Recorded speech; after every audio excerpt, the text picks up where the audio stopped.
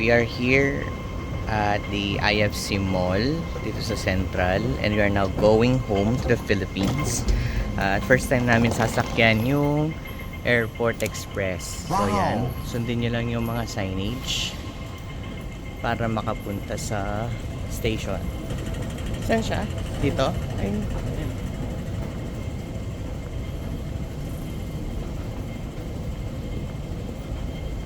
ayan.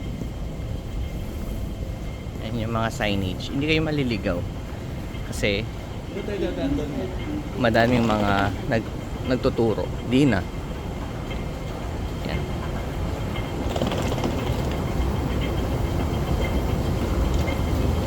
Binook namin guys itong ticket namin for the Airport Express sa Klook, and ang difference will be around 100 pesos. So better na i-book nyo siya in advance sa Klook, tapos bibigyan niya kayo ng QR code sa inyong email, and yun na yung gagamitin mong pang scan sa mismong kiosk or terminal kung saan ka papasok.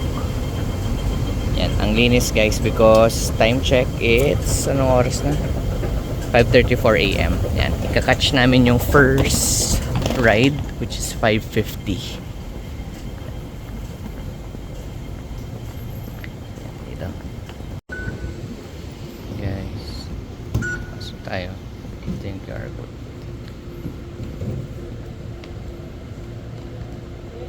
Tapos okay, cute. Yan, ayan, diretso na siya sa airport.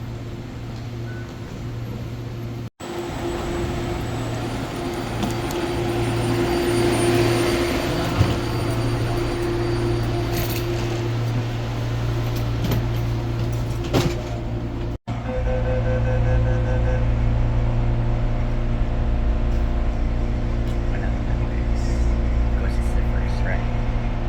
Ilang oras yung ating travel time is 24 minutes from Hong Kong Station to the airport.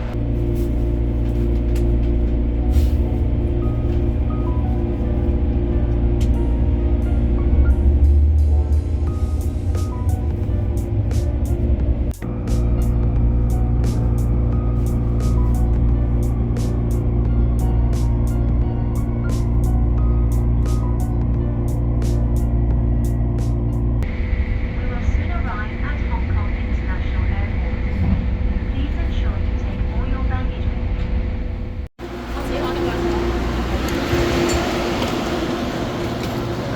Airport.